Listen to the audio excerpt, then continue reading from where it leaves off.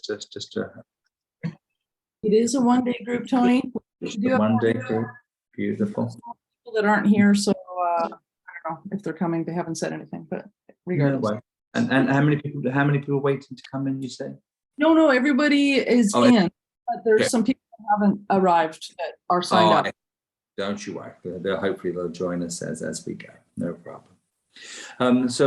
We've got an interesting title, haven't we, for you this time around? And so let me settle back, let me breathe. And let's develop concepts and ideas, and let's see where this all takes us, if you will. So the first thing I think I'd like to do with you is just ask you to close your eyes. Would that be okay to begin with? Just to lean back in your seats, close your eyes, stretch your body for a little while, and just relax. Oh, thank you. I'm at work, Walter. It's a friend of mine. And probably best we all mute ourselves, or Nicole, maybe you could mute us all. And that's fine. Good. That's it. We've all got little dogs and cats and things in the room with us. So just settle back, if you will. And I shan't ask you to meditate. I shan't, but I ask you to listen to me as we speak. But just with your eyes closed for a little while, if you will. And we use lots and lots of different wonderful words to describe much the same thing. But ultimately, we and us and you, we are all born of a love. Love, a power and a light that many call God, divinity. Goes by so many different names. Some of those names are limiting because of misuse by a man. But ultimately, we're looking here at ourselves in the purest and the most accurate way, and that is to consider that we are all beings of light, given this most wonderful opportunity of an individual expression to see what we might make of that light. This lifetime we live now potentially is to gather to the world that we might shine brighter here, that we might go from this world into another dimension, but leave behind us a legacy, which is the light we leave behind us illuminates the space in which we've left, but also the space in which we now dwell. It's highly probable we dwell in multiple locations simultaneously. But either way, we are here to overcome adversity, deal with, cope with, move from, break free from difficulty and pressure, but do it in such a heart-filled way that we express our light selves. Our light selves can also be maybe understood as our own star being, which of course then leads us wonderfully into this idea that if we dwell here, do we in fact dwell elsewhere, and at times in far more elevated environments. It's possible that even when we are in the midst of our own difficulty and grief, that we can pull upon a power that is of ourselves. It may well emanate from within ourselves, but it may also gather to us from other locations. It may also have been this way for always. And I appreciate my words are mumbled and jumbled as I'm really holding space with you and developing concepts and ideas. And I thank you for your patience. The idea being that we are multifaceted soul beings. And at times, it may well be that we are able to remember and understand and recall not only who we are, but who we have been and who we are yet to be. We are light beings here in the world to shine more fantastically than potentially we've ever shined before. But what I think I'm wanting you to understand here is that we may well be able to draw on light reserves, not just from within ourselves, but rather more to access the light that dwells within us in other dimensions, multifaceted light beings here in the world to shed light and to be light. The soul in which we are, the soul that is us, is ageless. We have always existed, and indeed we will always exist. And the thought that comes to my mind here is, if we are all part of the oneness, if we're all part of that God flow and that God energy, there would have been a point where we were almost awarded or developed in such a way that we were given individual expression. There was a moment truly where our souls were born, our souls were birthed, our souls, like shards of glass, in some way became so that we become this co-creator with a God force, a co-creator with the light. And in that, we might also imagine ourselves as individual expressions of that same God power. Therefore, I am God and you are God. We are gods manifest within a human world. Consider that just for a moment, if you will. Consider the enormity of that, if you will.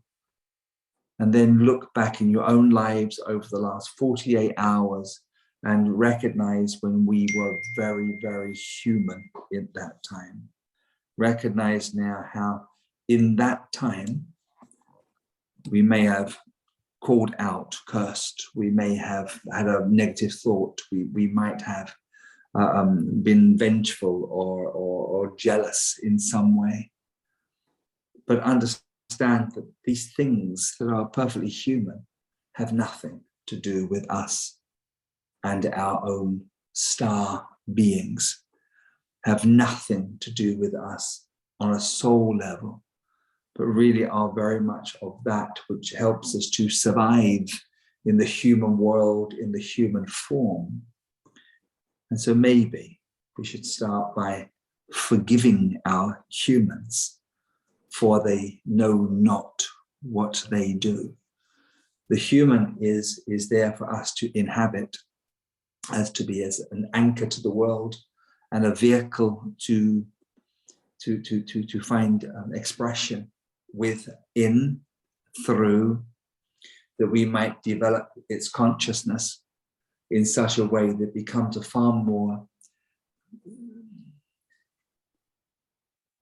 useful tool for our own soul's progression and service unto others. So why don't we just breathe for a moment and try to enter within ourselves into a space of heightened awareness. Breathe.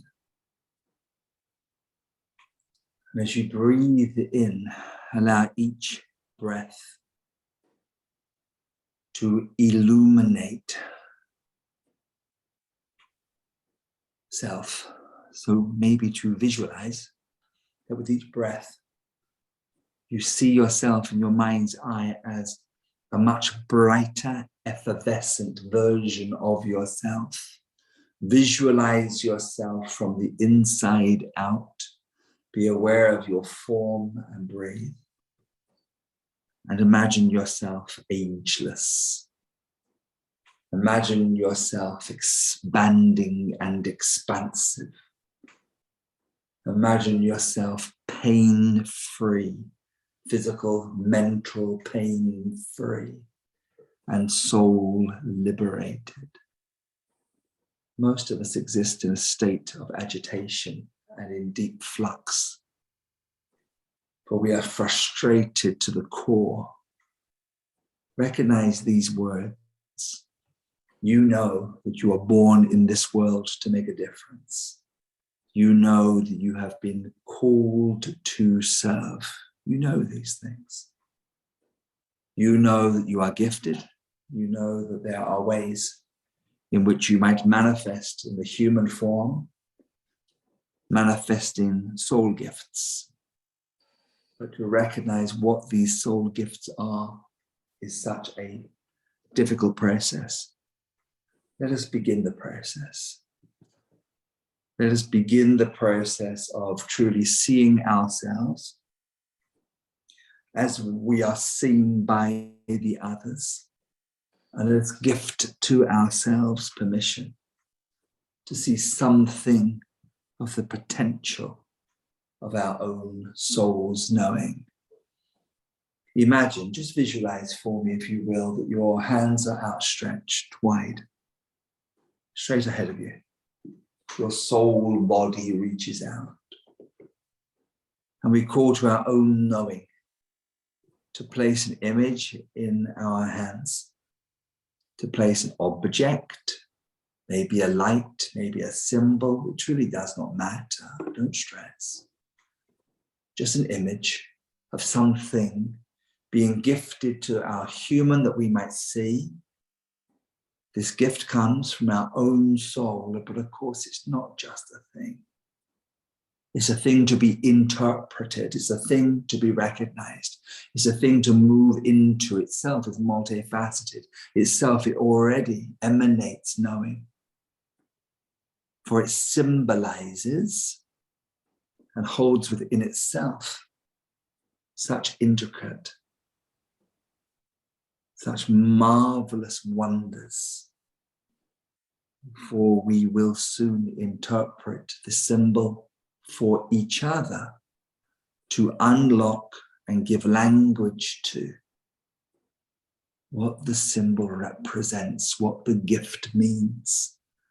And we set the intention to unravel, that it may simply uncover an element, an idea, a gift, a skill that you're born in this world to serve, to develop, to wield, if you like. Remember these things. So breathe, and after 1, 2, and 3, feel and see and taste and smell the gift placed in your hands and your arms. Place no logical reason to this, but feel either its weight or its weightlessness. Its cool warmth, whatever it feels like. Maybe it even has its own heartbeat. Maybe it is an object to be used. But allow yourself to perceive something in your arms. Remember, the gift comes from yourself to your conscious awareness. It is multifaceted. It contains many layers and will be offered to another that they might interpret the gift on your behalf. And in doing so, to declare, to share, and to discover a skill that you have been born with that is yet to be recognized and realized. Breathe.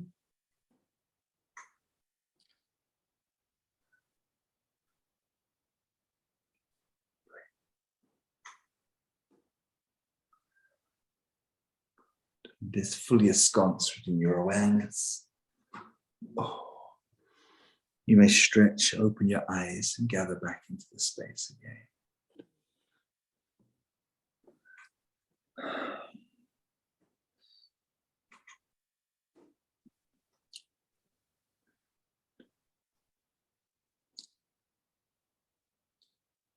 Okay. Very well done.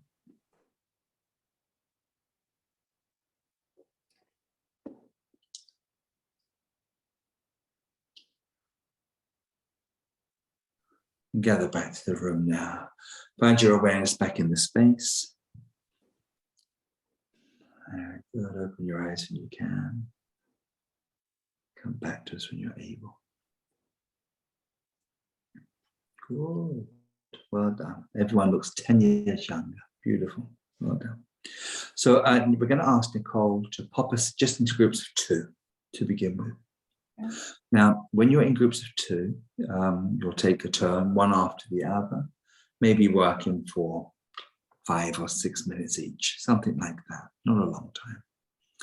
Your partner will ask, well, maybe you could both close your eyes throughout this mini exercise, and eventually your partner will share with you their gift received. But if you close your eyes, you might be able to describe it more than the bucket or the sword, but you'll describe the grayness, its heaviness, its weight, the strength and the sharpness to its point, etc. Be as expansive in your description as you possibly can. And when you hear that, your job, you're tasked with feeling into the gift. And none of this makes sense, for goodness sakes. You'll have to use all of your intuition, all of your imagination to unlock the hidden meaning of the gift.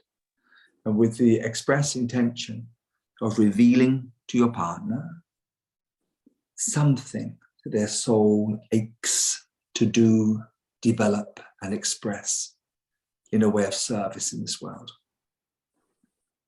That's what I would ask you to do. 5-6 minutes each. Little feedback back in the space in 15 minutes in total. I've rebooted everything Okay.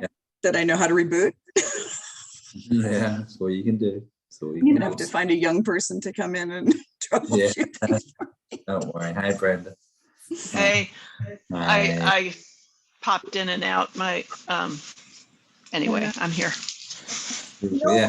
one thing I discovered, you guys, with internet problems, sometimes if you, I mean, you probably rebooted your computer, but you cleared your cache on your history, clear all that. Sometimes it can. That's not it. It's my earphones that keep messing up. Can you hear me? Yes. Yeah. I can. Oh, good. Okay, so they're working now. Yeah, that's what keeps messing up on me. But if they're working now, that's good. How do you clear yeah. your cat? What is that, Nicole? You go to your history, you open up your Google browser and you go to your history, and then you open it up and it'll show all your web pages and everything. And sometimes clearing out like your Zoom cache, or the problem is you have to re-sign into all your websites again. Oh, crap. Yeah. It's awful, but I do it all the time because I find like my computer works smoother if I do it. Okay. Yeah, Thank you, Nicole. I don't know. I restarted my laptop and then I rebooted my modem and the router and Sure. Yep. I my know. brain and everything. So. Brenda, we lost you for a while there. I know. I got back in, but thank you. I accidentally hit my earphone. I'm Oh, do you have? I remember the other day, Brenda. Those were. I know. Acting up then too.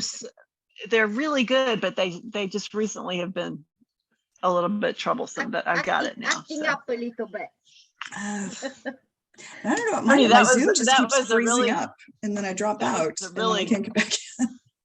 Hi, Stacey. It was a really Hello, lovely. How are you? Good. How are It was you? a really great exercise, Tony. It was good. really great exercise. It was I have to watch awesome. the recording to see what I missed. Did you join now?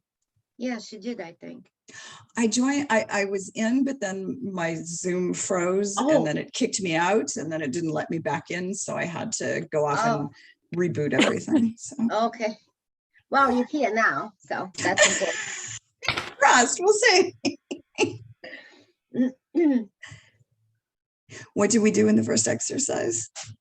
We Gotcha. did some short meditation where we envisioned something in our hands that had been put, and then we interpreted we did interpretation, what Oh, that nice. meant for the person that had the vision. It was Oh, very lovely. interesting. Yes, I loved it.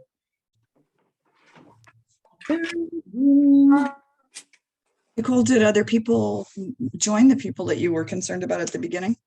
Yep. I mean, yes, everybody's here, other than a couple people that are just not here. I'm gonna run for a minute. Switch my lights here.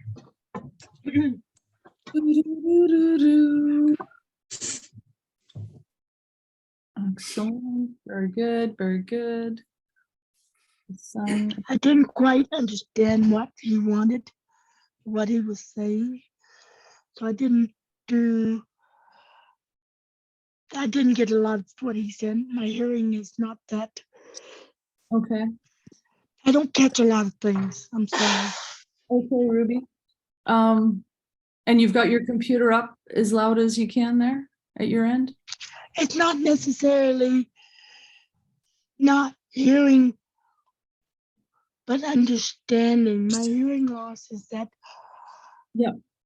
a lot of things sound the same. I understand. Yes. So got cat, hat, sat. You know, Right. you could say, I cat, ran from that. So you sat in front of somebody or something, that type of thing. So it's not him, it's me. It's nothing. I could add it up to hear it outside the wall and it still wouldn't help. Okay. And it's a tone, a lot of tones. So Ruby, I just want to say Ruby was with me, and I just say you did well. Don't be hard on yourself, because I thought that was very good what you did. So for someone who can't hear, you did an excellent job. Don't thank you, bash Anne. I yourself up for appreciate it. that. It was good. Thank you. Thank you Wonderful. very much for that. Fantastic. Tony, we are all back if you're ready. Dun, dun, dun. I'm sure he'll be back any minute.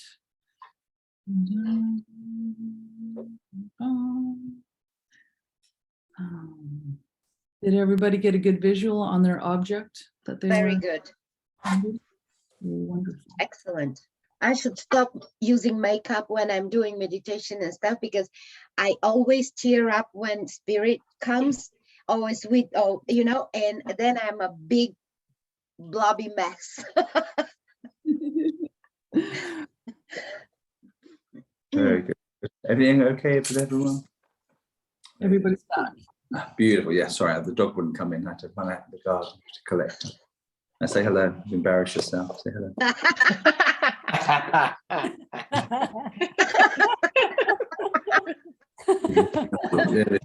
The baby. Very good. So very, very well done. So the concept of whatever we've just discovered there, God only knows. But the marvelous thing is the language of the soul often comes in symbols and imagery, in which then we, the interpreters, can move into. So anybody that's newer to this, potentially, you have to remove all logic. A silk scarf may simply be a silk scarf to the uninitiated. But when you close your eyes and move into that, it could mean all sorts of most wonderful things. And oftentimes it's never just one thing. There's many, many different dimensions to the things that we can bring and express. So just a show of hands, who felt they got somewhere with that exercise that time around? Super. And good, the vast majority at least.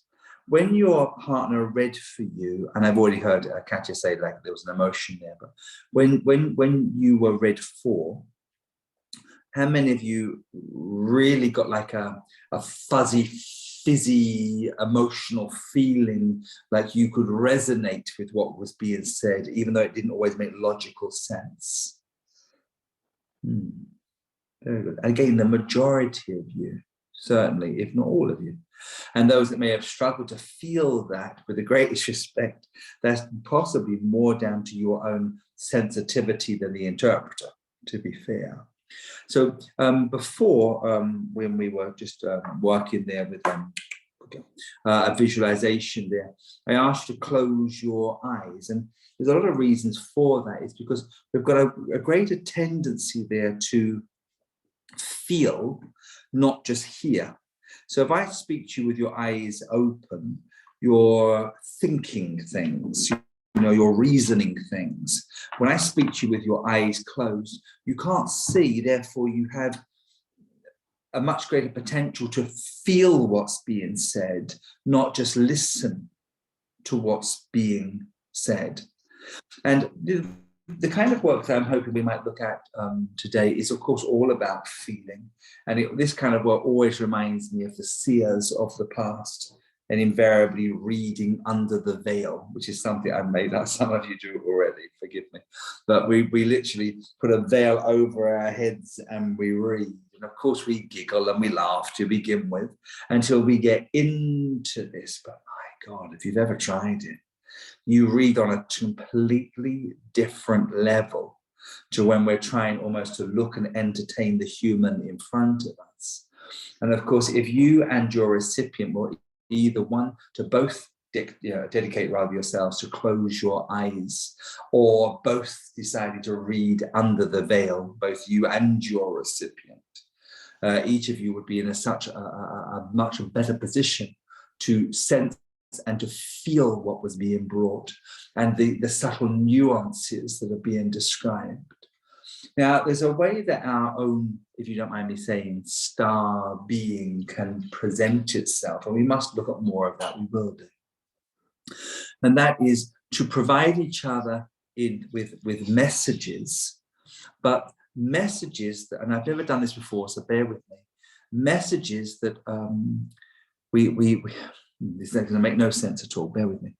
We can provide each other with messages, but we're only there as the messenger to describe the visuals that we are being offered or receive.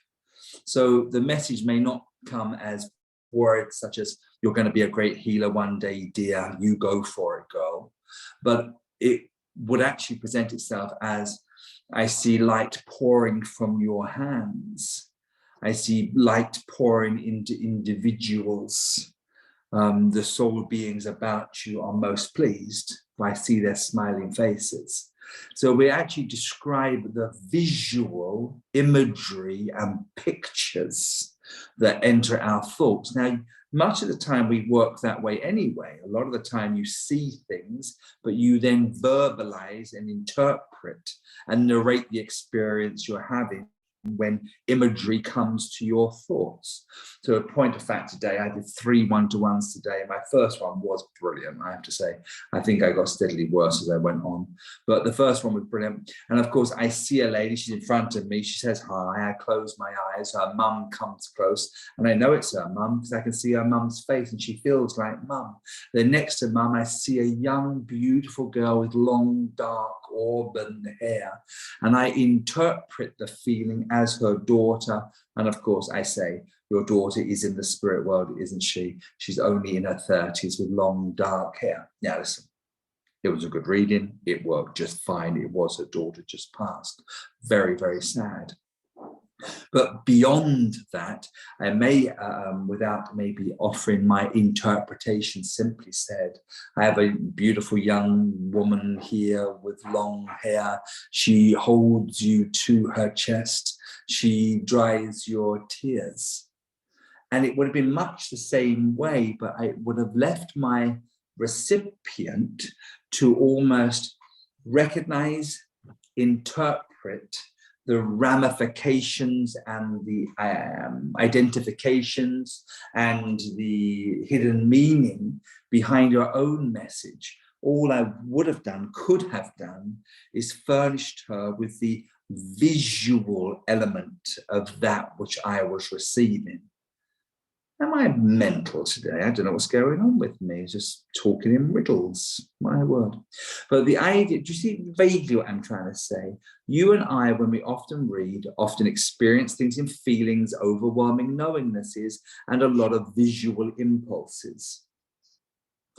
We have been trained, and we have trained ourselves, not just to offer the feeling and the vision, but interpret interpret that imagery and impression in earth language to make it simpler for our recipient to understand, bearing in mind the vast majority of people that come to us don't do the work.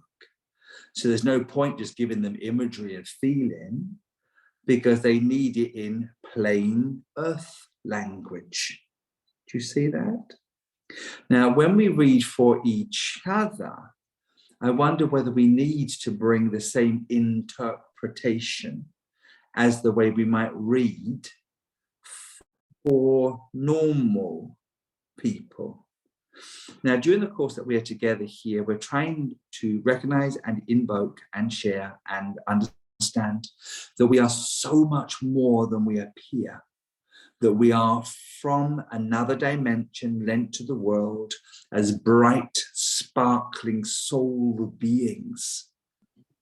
And as the either current or future readers for the world, maybe we don't need each other to over-interpret with words, but we actually might simply furnish each other with the feeling and the imagery and ask them to interpret their own message. So you and I might read together and tell each other how marvelous we are. And then I might read for you and simply say, I know I see a castle on the hill. Let us go up to the castle. The gates on the castle are thick, wooden and medieval. We push, push, push, push, push. They open with great ease. We are now in the courtyard. Can you see that? Visualize that which I see. We are being drawn to the courtyard. There is a well in the courtyard. There is a bucket in the well. Let us pull and pull and pull and pull the bucket. You are invited to drink from its well. And there, you are offered an opportunity to feel cleansed. You have been given here an opportunity to feel as whole. And then we even ask our recipient, how does that make you feel? What sensation do you have? Do you see, Ish? We may then lead them. So I think the whole thing would be kind of cute. And I'm working with this as I go. So why don't we do this? In a moment, we ask Nicole to pop us back into groups of 2 in the main. We could see the whole thing as a guided visualization. But it's nothing the reader creates, but it's something the reader experiences firsthand, but they take their recipient with them. You lead them on the visualization to the glen, to the forest, to the trees, to the water's edge, to medieval England, wherever it is you're being guided and inspired to go. But there'll be key points where you are asking your recipient to see as you see and feel as you feel. But let's just, in boring earth terms, imagine there'll be a good 8 locations and experiences where you know instinctively you're not to over-interpret the meaning of the dagger in the hand, the feathered bed in which we lie, the stairs in which we ascend, the flag in which we see blowing in the wind, but we actually ask our recipient to untangle and to demystify and to interpret for us both. What is this meaning?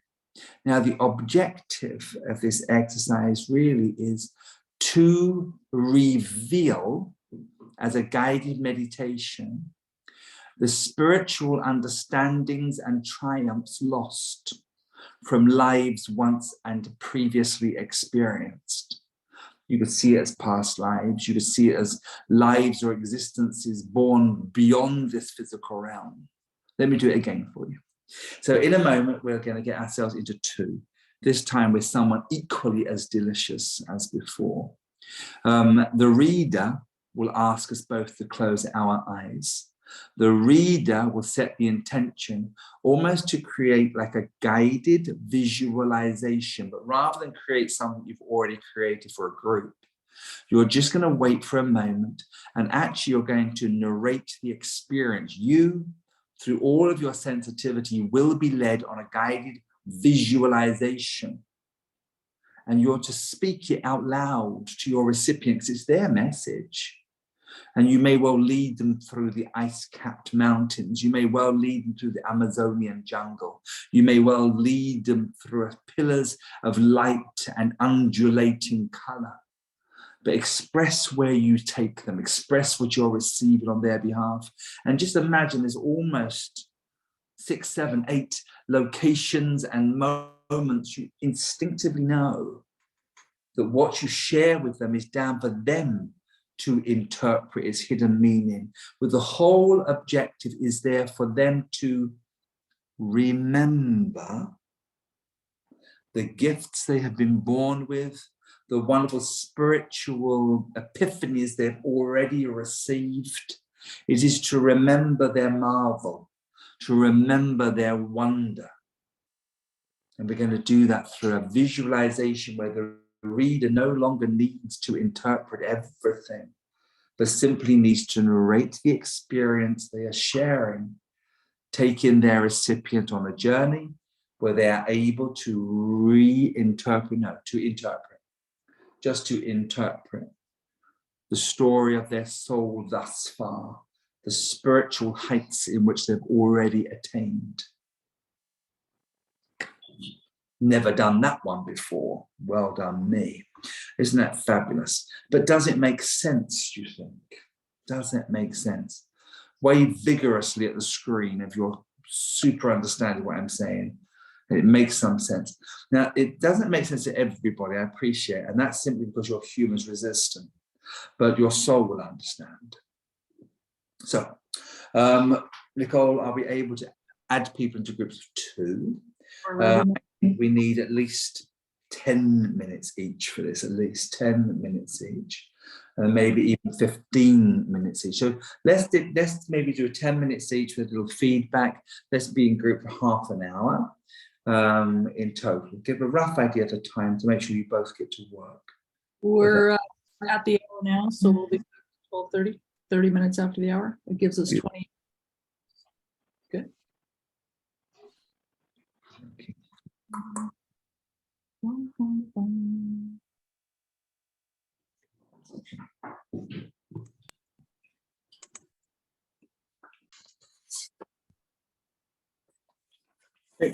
Thank you very much. Good. Hello. We're all nearly coming back. Yeah.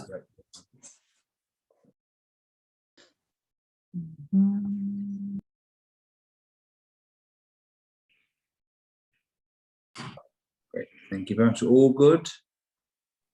Good. Let's have some little feedback from Kimberly Lowry, please. Hi, Kimberly.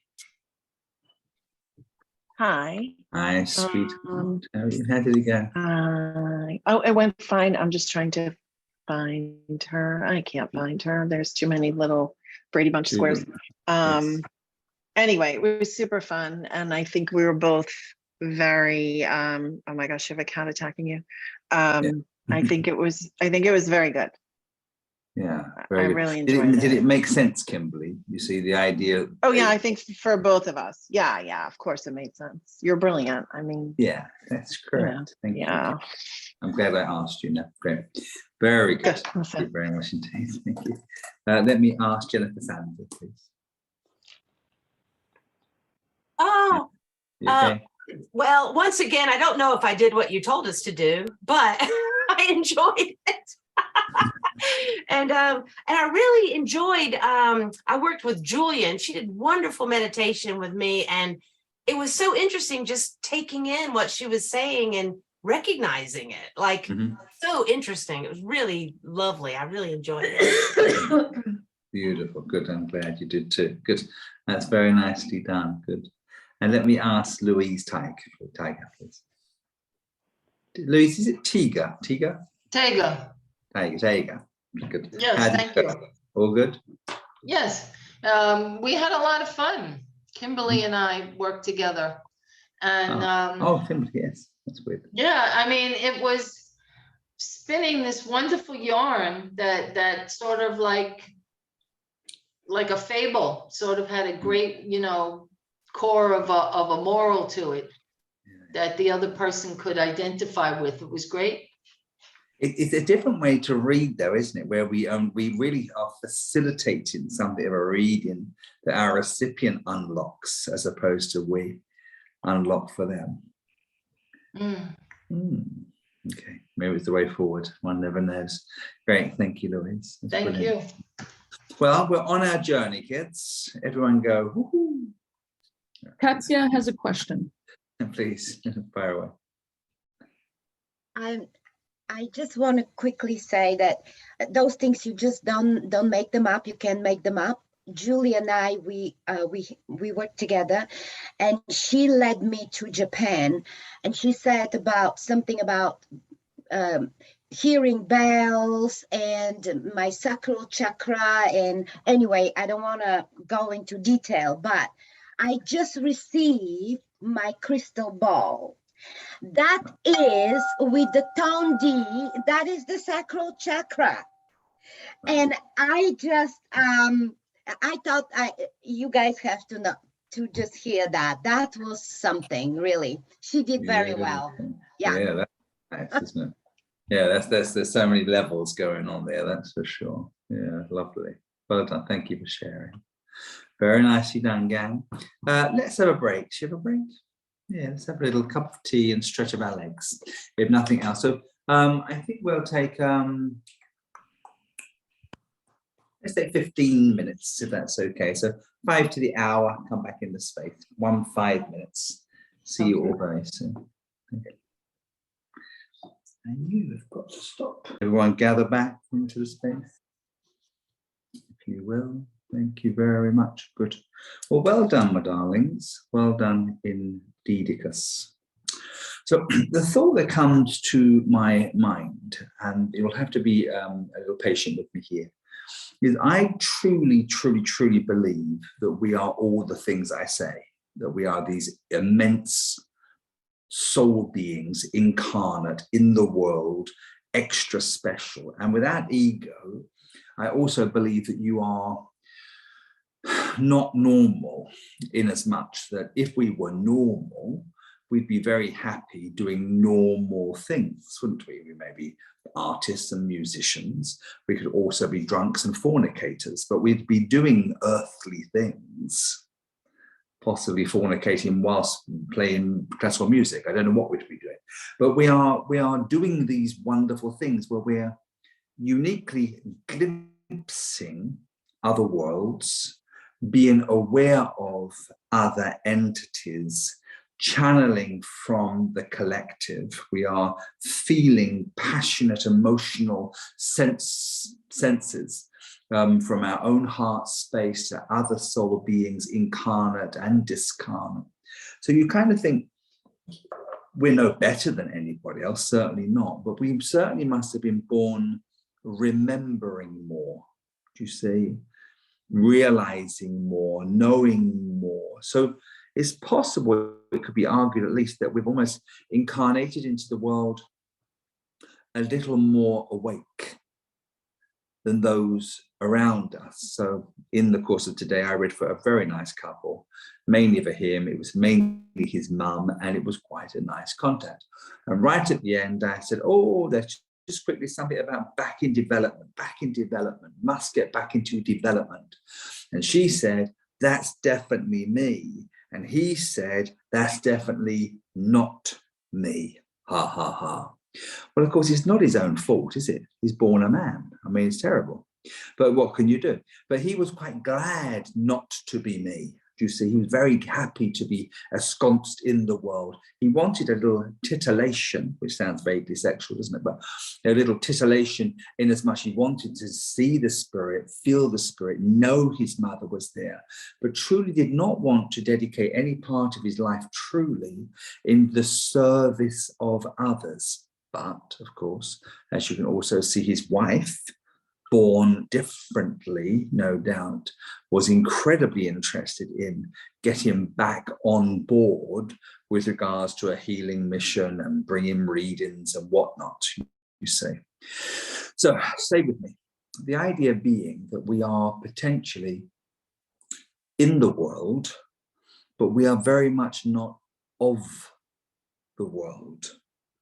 We potentially are lent to this world, and it could also be argued the fact we've incarnated at all could be something of a design fault. You know, maybe we'd actually best serve the world as guardians and guides. So maybe that's exactly what we'll do, have done from before, but almost like we're on special mission. We've decided to enter back into the Earth's atmosphere again. Stay with me. And yet, you and I are as guilty as anyone and everybody else when we immerse ourselves back truly in the human. Now listen, no problem with that at all. I drank wine over the weekend. Don't judge me. It was Lynn's fault, if you know him. Etc. I dropped the odd F-bomb. Don't blame me. It's the company I keep. But all these things, I think, were done with a jolliness about them, you know, a folly of my human. But I'm talking about when we get really angry and nasty and vengeful and jealous, and who does she think she is? She's no good. I'm better than her. Competition, you know what I'm talking about. And we're all guilty of that sometimes. And so what I'm suggesting here, oh light being, oh star beings, isn't it just the most wonderful wake-up call here to stop behaving so humanly, if that's a word. Stop now, stop, almost wake up, and next time we find ourselves really getting involved in the hurly-burly of the human, she said, he did, can you believe it?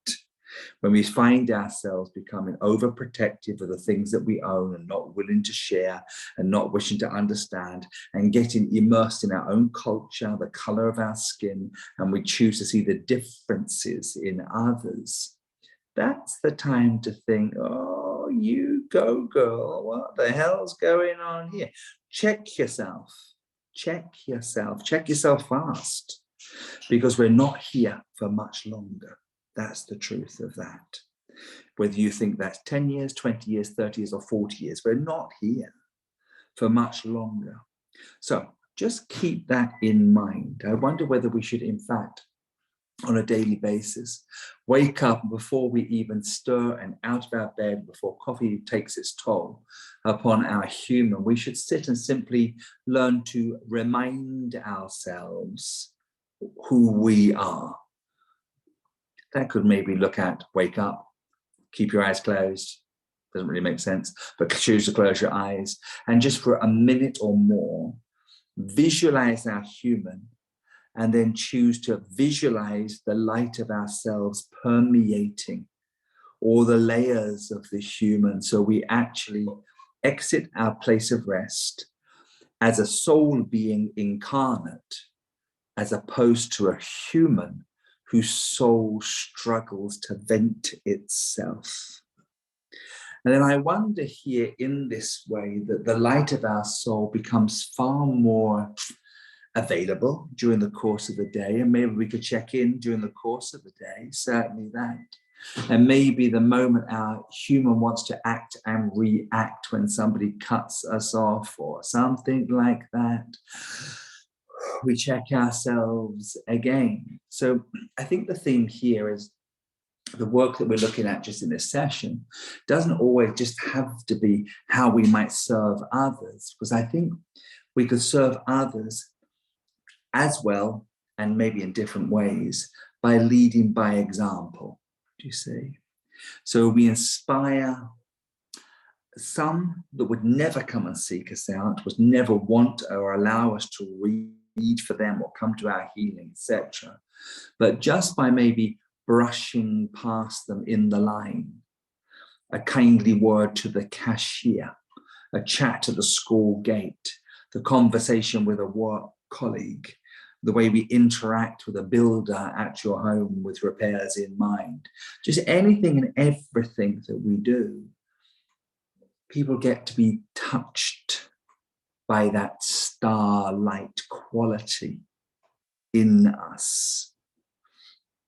Difficult, much more difficult than maybe I'm painting it, because when your human is riled, my God, what's that about? You see, when the human takes over, we have to check ourselves. This story I may have shared before, it's got absolutely no relevance to anything. And in fact, you'll think, why on earth has she shared this? What a fool. Here goes. In our family, my grannies and my aunts especially always said, but somebody got angry, she's got her Polharvey up, / Pole Harvey, Polly Harvey. She's got her Pole Harvey up. And I thought for the longest time, everyone knew that. Everyone knew what a Pole Harvey was, because you grow up like it's normal, don't you? Only to find out from the oldest one of our families in her 90s now, and something in the family tree and something written down.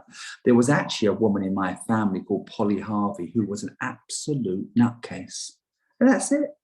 She almost had to be sectioned, apparently, back in the day, because she was so angry she'd fight men in streets. Isn't that funny? So just in our little family, everyone was wild and got so angry they'd become a Polly Harvey. I'm related to these people, by the way. This is in my bloodline. It's something of a worry, I find. I don't know why I've shared this, maybe just to possibly lighten the mood. But I'm just saying here, without judgment, we're all working towards this stuff. We've all got our stuff, and we've all come from people with stuff. Get it completely. So this is not oh, I found the holy grail of all of knowing just yet. Let's promise that we'll all work at this together. This is really unrelated as well, but maybe slightly more applicable. I've been in a number of meetings over the last couple of weeks with other spiritual people. Well, that's been hard. And it's very difficult, you see, when they say, oh, have you seen that medium? And do you like that one? Well, she's no good. Well, he's only slept with her mother. And it's all gone on. And I've sat there listening to all of that, plus all the gorgeous things. And I've been very pleased with myself. I've been fabulous, because I've chosen only to say positive things. It's been great. They all hate me. I've decided that.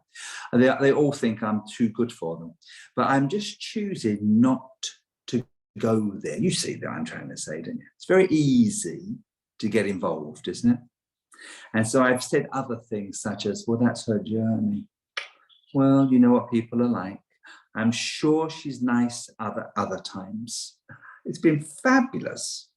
And part of me, you know, has struggled with it entirely. But the energy of being positive and staying positive has been wondrous, because I've not bogged myself down in the negative, do you see, in any way. And maybe that's something, isn't it? Choosing to remain good, choosing to remain kind. There's a whole thing, wasn't there, a few years ago about be kind. Do you ever see that? Be kind. Be kind. Do you know what Facebook's like? There's a lady I know, and I'm trying to be nice, and all she did for absolutely forever, be kind. She's awful, he says in a nice way. She's the one person that would be the most mean out of anyone I've ever met in this field.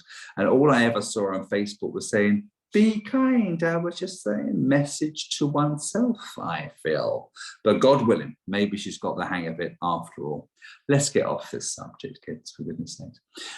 But as we leave this subject entirely, I think what I'm just trying to say to us as a group of light workers, no point trying to be light workers for the 4 hours we get together, then go kick the cat. You know, you've got to live it. That's the idea. You've got to live it. And when you live it, it becomes easy, do you say? Now, let's go together, work together. Now, there are guardian beings about us.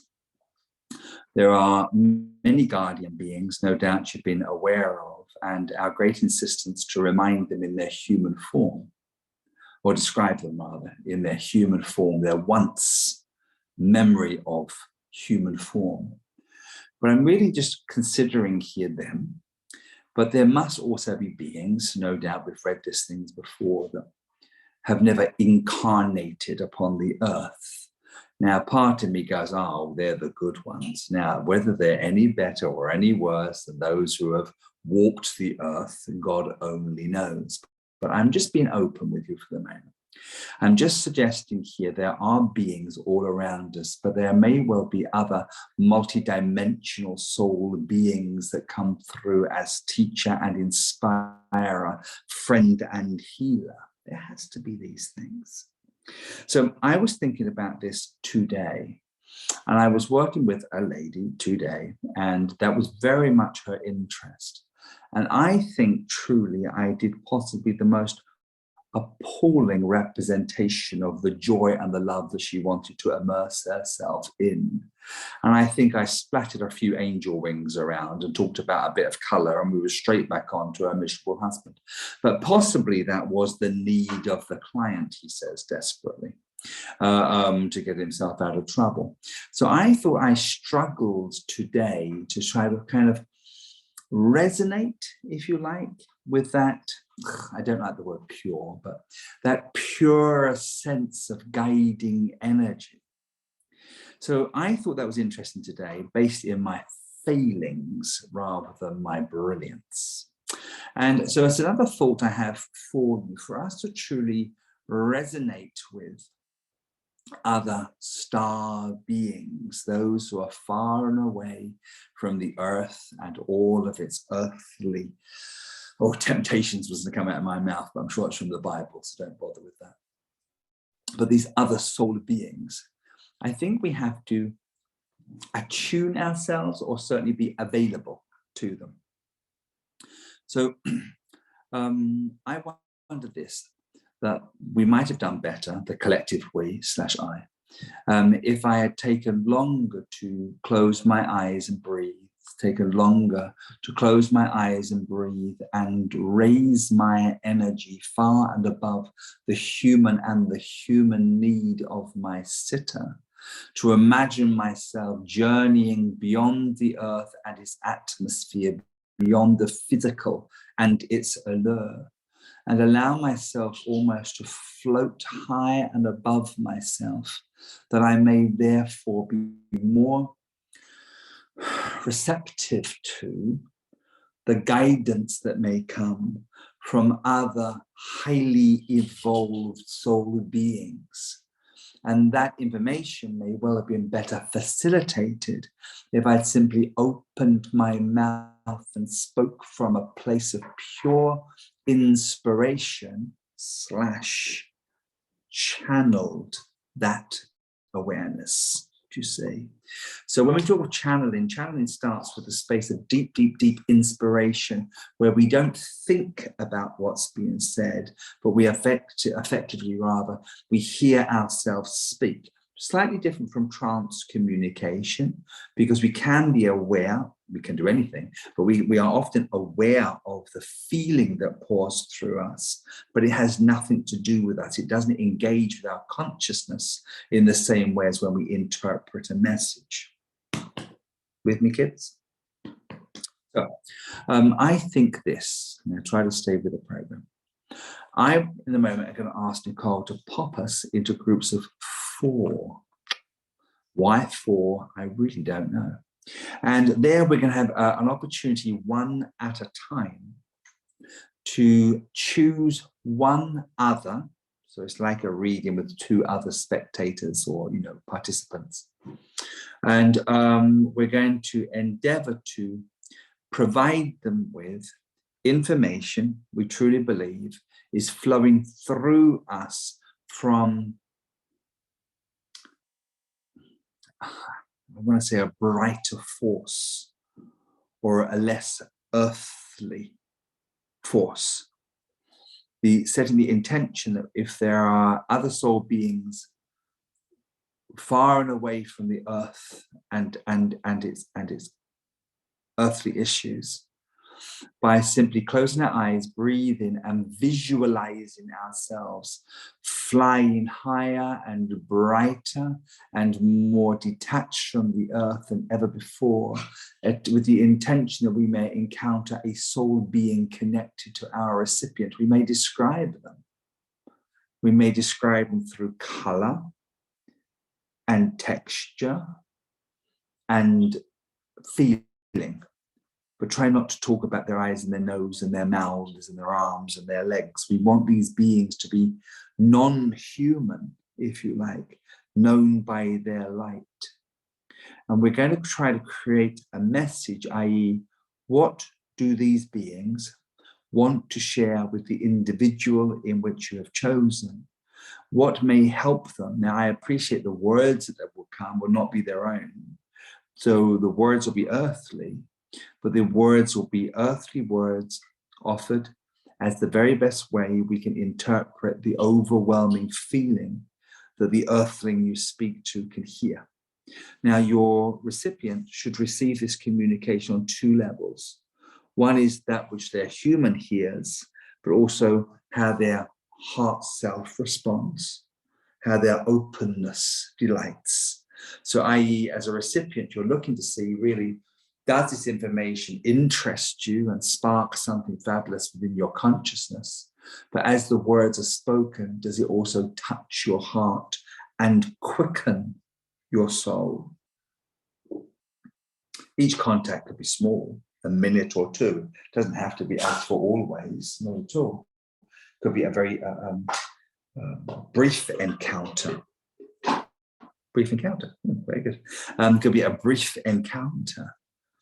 But the power of and the impact of could be most profound. Is that a thing? I've never done that before. It's a day of new things. How fabulous. How marvelous. But does it make sense? We give it a go. Groups of 4, the more confident maybe can work first, and those maybe a little newer. I appreciate the things I say sometimes a bit much, but maybe the others will inspire you, and the others could possibly support those with maybe a little less in the way of experience, do you think? And by the end of it, hopefully not only will you say the words were wonderful, but you'll also say, that felt amazing. Because the residue energy that we'll hold on to after we've done such an exercise should be profound, should have a profound effect upon us. Not only as the channeler, but those who witness and the recipient too. Groups of 4, I don't know, 6 minutes each, 7 minutes each, something like that. Let's be done in half of an hour. And groups of 4 or thereabouts. Nicole, do the numbers work out? Yeah, it works. We've got one group of 5, so you'll just have to be a bit quicker. A little quicker, yes, please. So about half an hour in total. Yes, please. Yes, please. Maybe a tad longer if need be. Yeah.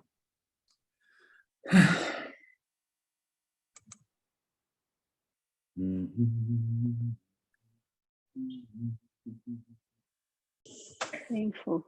Little Mercury retrograde into that. Okay.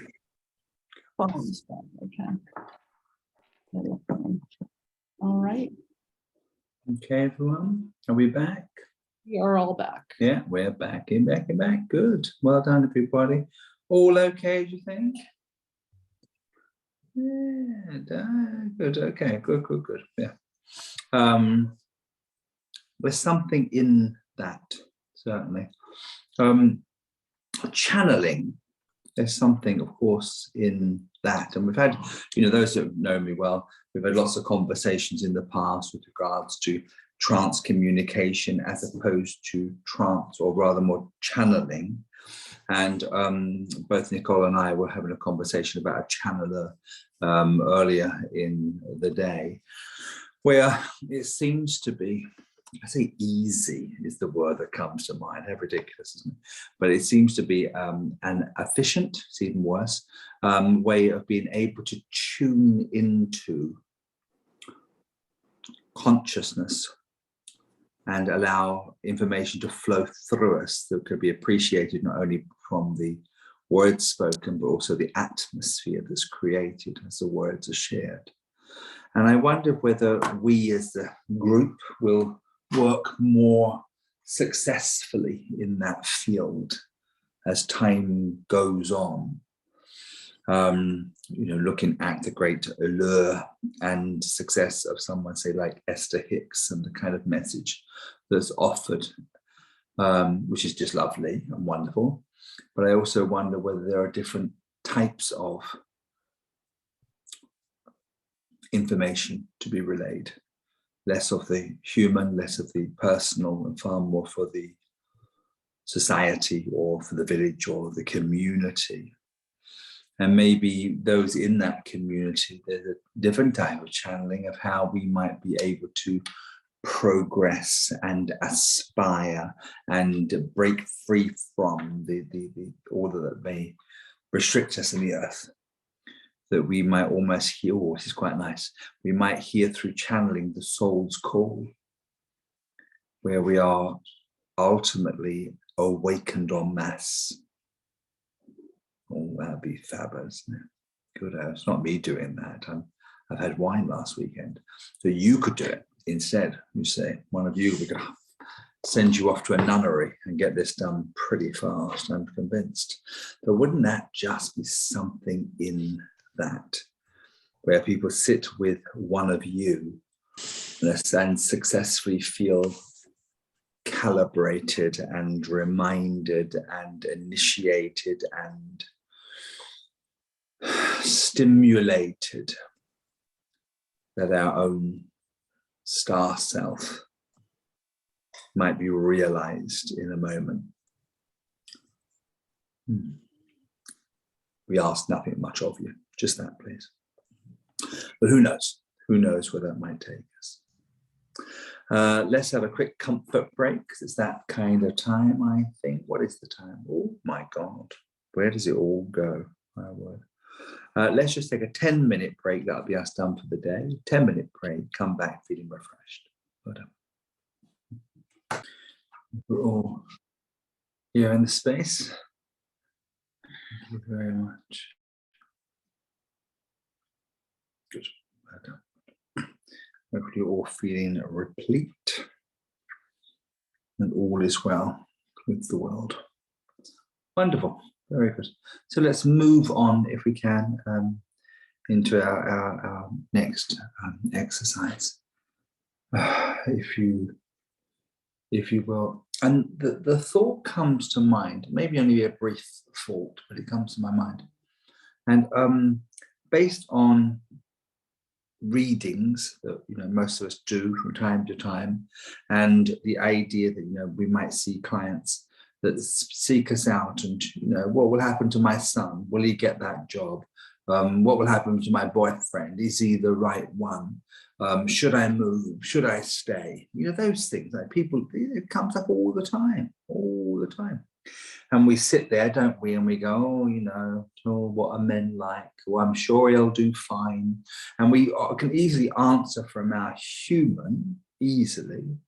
And at other times, we move into more of a connected feeling, and we start to feel more accurately that he'll do this and he'll do that, and maybe you'll move and maybe you won't, and this kind of thing. So this stuff, this world, we know very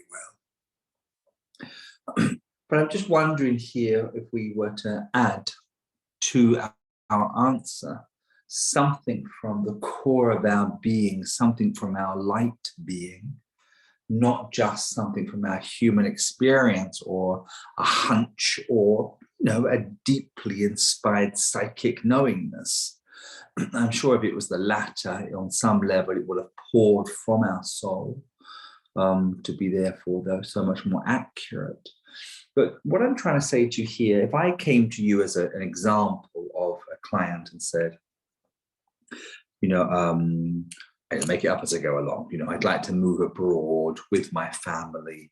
Is that the right thing to do or not? Wouldn't it be kind of awesome if we're able to answer that question from a much more centered sense of the light within us would suggest, or if the light soul self within us was able to resonate with their own soul knowingness, plus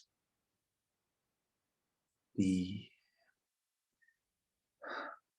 cooperation with the light beings that surround us, if we were able to touch them on such a deep level that we read for them on really what is meant to be, what is good, not only for their human, but for their soul's progression and so forth.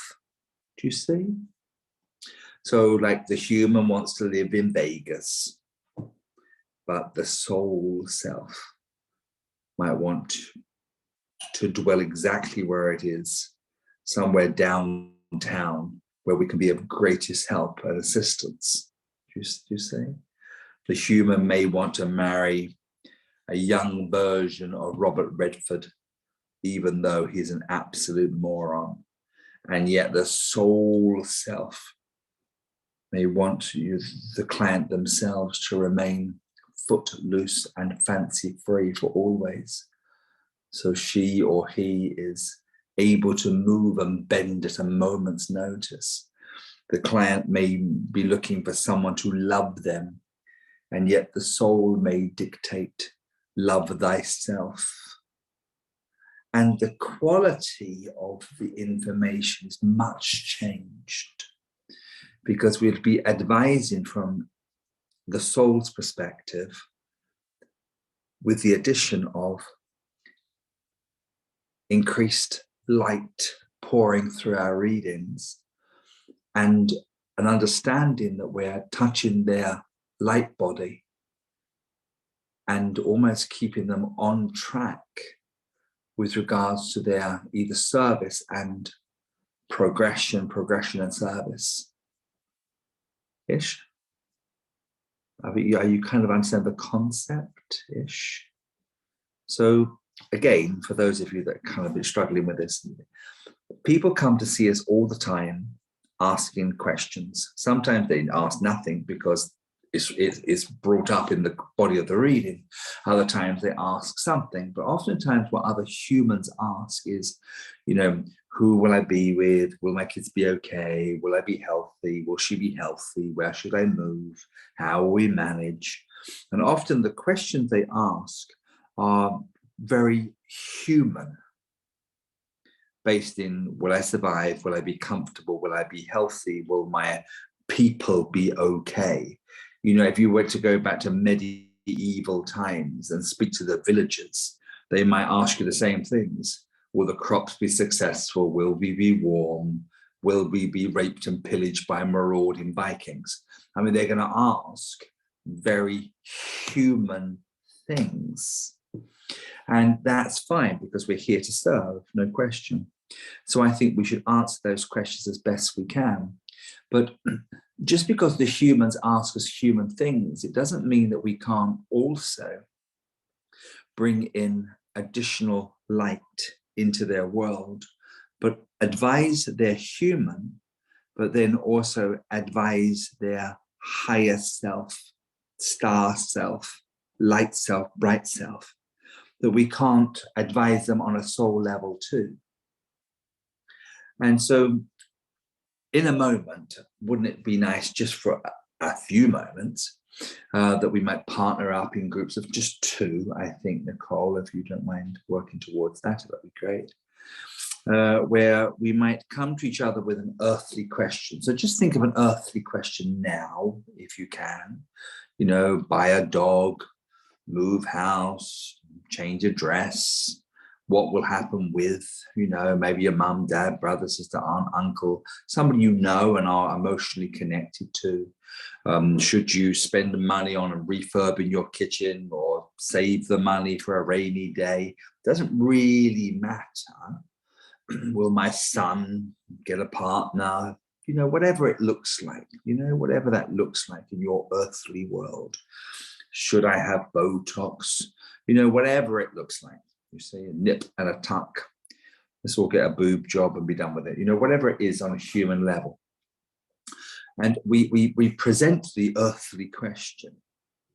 But as the reader, when it's our turn to read, we could try not to respond to the earthly desire, but take it to a whole different level where we're allowing the soul within us, the light within us, to respond on a completely and utterly different level. You ask me this question, friend, and what you're trying to do is answer the question, but on a soul level. What's right for their soul's progression or their son's soul progression? What's right that will enable them to progress and develop and overcome and feel spiritually nurtured and enriched and successful, and essentially be more of their light body, more of their light self. So from quite a earthly, potentially insignificant question, we're going to allow them to answer. We're going to try to answer that using more of our soul knowing, digging deeper into our soul's awareness.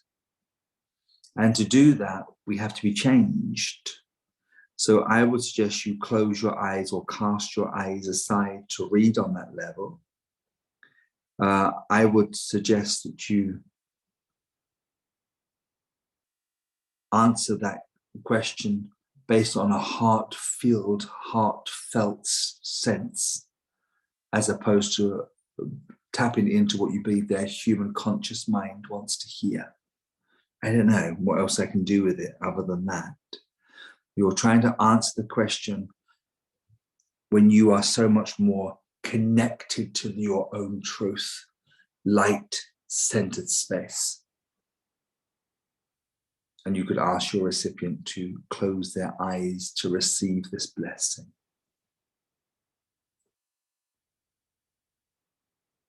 What do you think?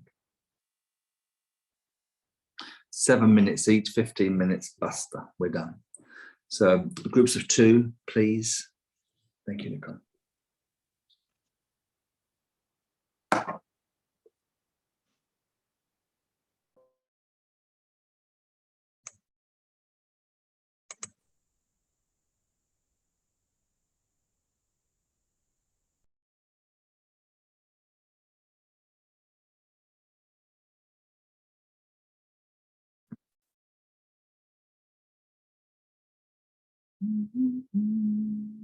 Then I give Sorry. some here to work, help me with the property. I give them to them. They're very happy for it. So expensive right now, yeah. Yeah. Of course. Very good. Right, 1 second. Sorry, everybody. No. So the feral eggs are good to eat, Casmara? Oh, of course, yes. They're excellent. They're all organic. They pack, especially around my grounds, it's all really clean environment, no sprays, and very, very orange yolks and delicious. Yum. And they leave them there, so might as well put them to use. That's good. The gifts. You look fabulous, Kazumara. That's how I always think of you, just like one with the water and the trees. Yes, just exactly like that. Awesome. Tony, I think we should have your next class at Kazamaru's place. Yes. It's snowing here, so I'm about done with it. Yeah. Oh, I can hear. Snowing in New Mexico? Wow. In Colorado. Oh, you're in Colorado. Oh, I don't know why I'm here. Well, I am on occasion with Stacy. Okay. Oh, Stacy in New Mexico. All right.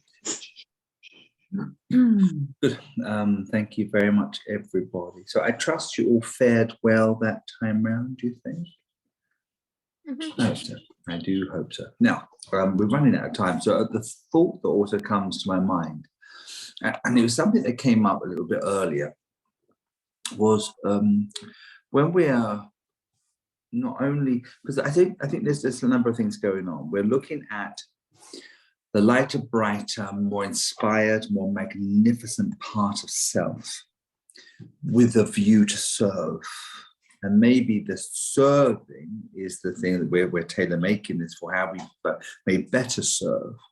Now, if we want a group of developing psychics, mediums, seers, which the vast majority of you are, we would have very little need or talk of service.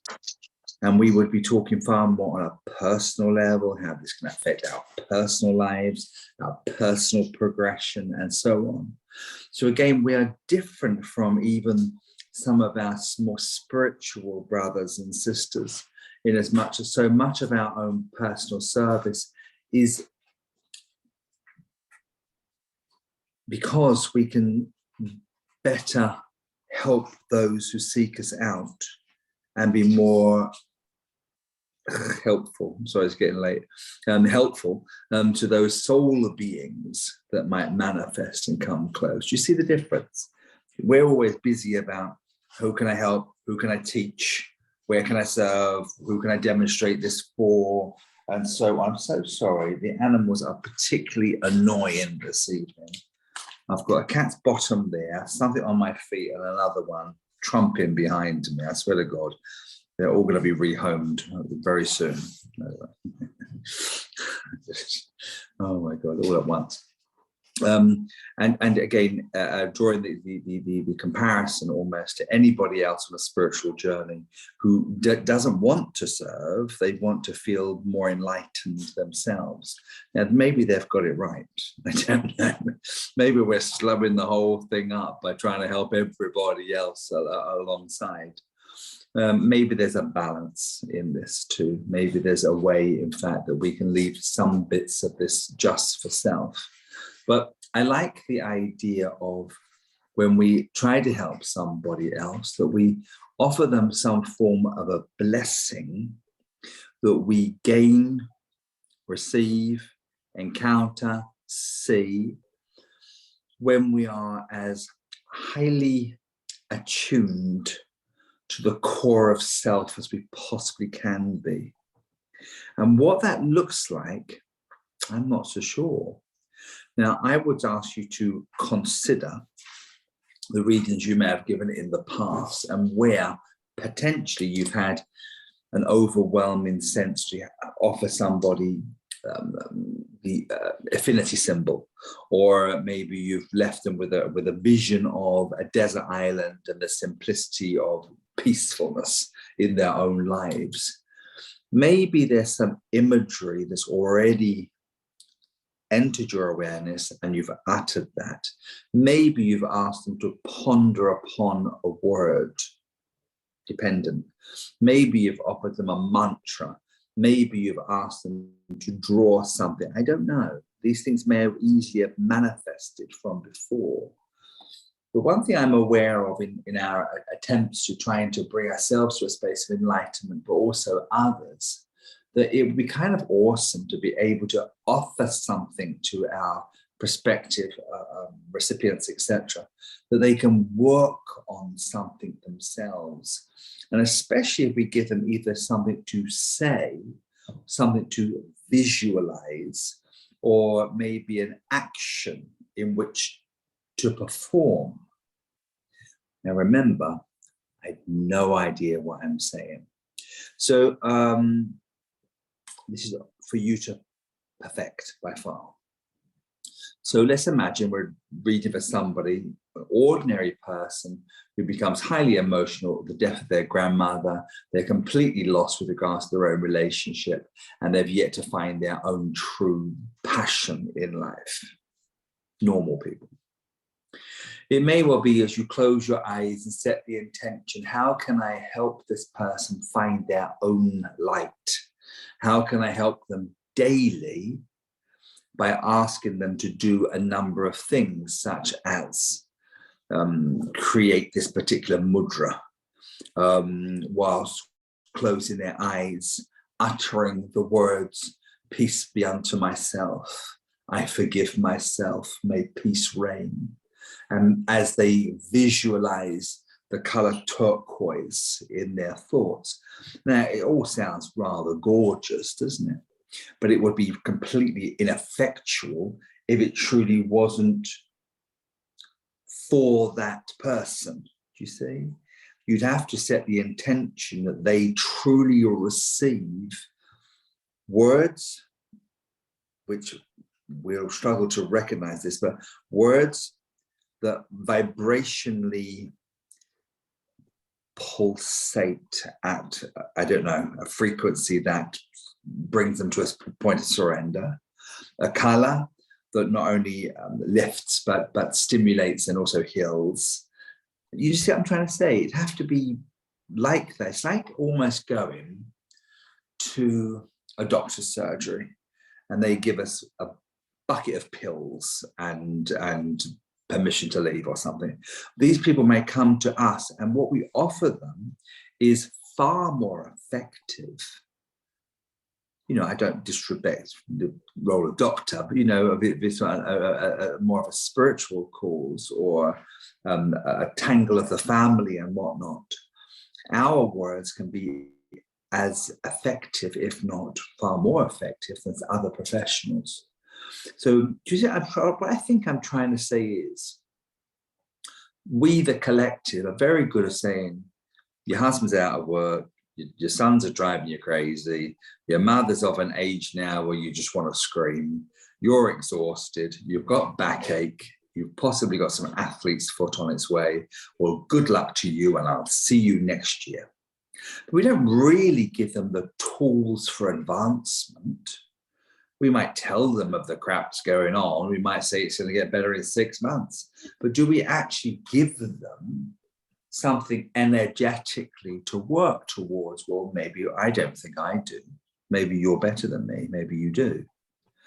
And then let's imagine we're seeing somebody you recognize deep within them is such a vibrant soul, desperate for expression. You then do advise them and you say, life's fine, you carry on, dear, and get meditating. You go. But don't really give them how to, why to, what to, when to. Just this vague indication to go close their eyes on occasion, hope for the best.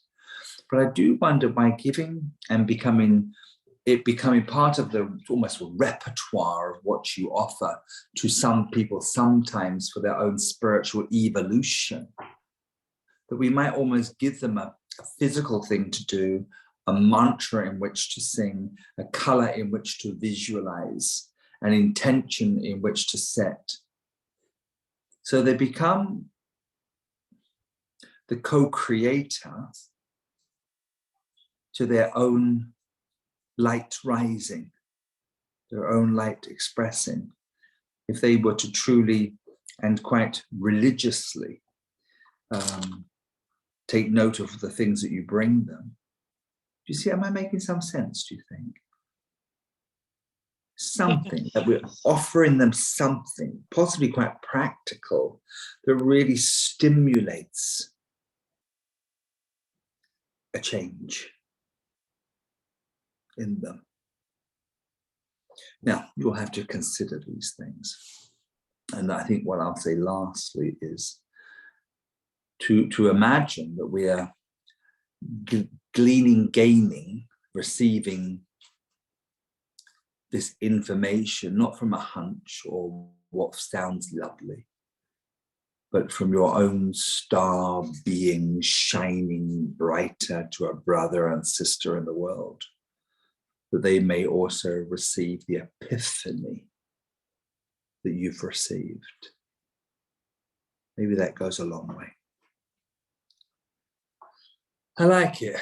I was thinking today once more, the one day in my very older, creating this spiritual therapist program. But this is along those lines, isn't it? Where we present things to an individual that allows them to be active in their own manifestation.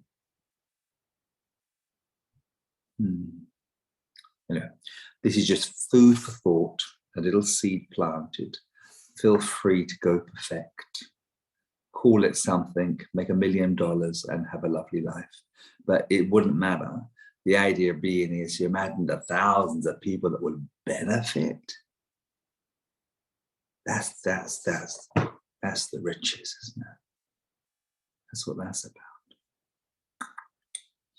God, fabulous, darlings. Well, we are running out of time. Any questions at all on anything we've looked at before? Any statements you want to make?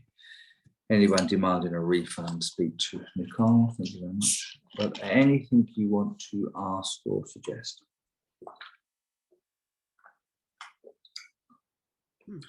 Then it's a good one. It's good. It's all good. Nicole, do we have anything gorgeous you want to announce that we've got coming up soon?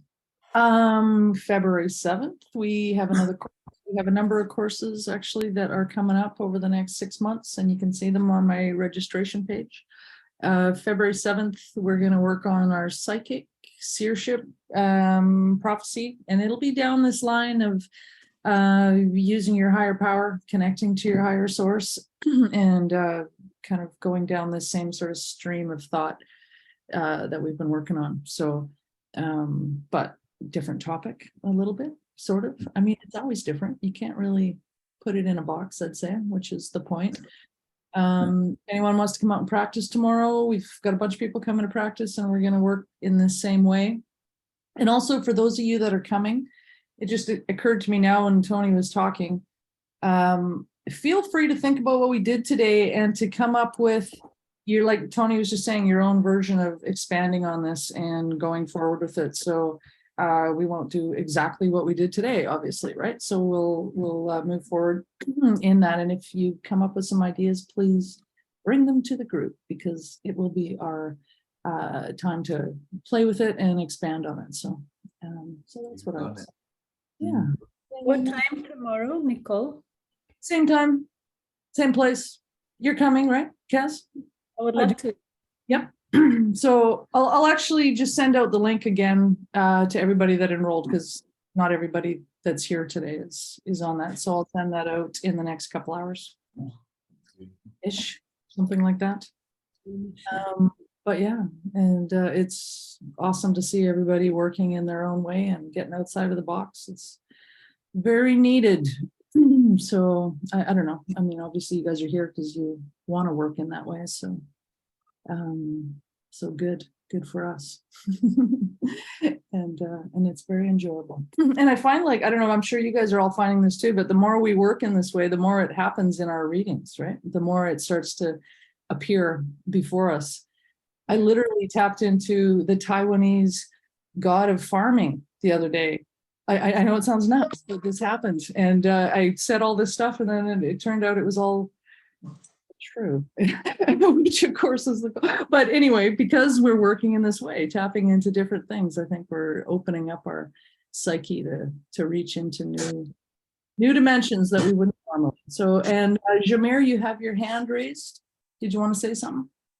Yeah, is there any chance of there being like a part 2 to tonight?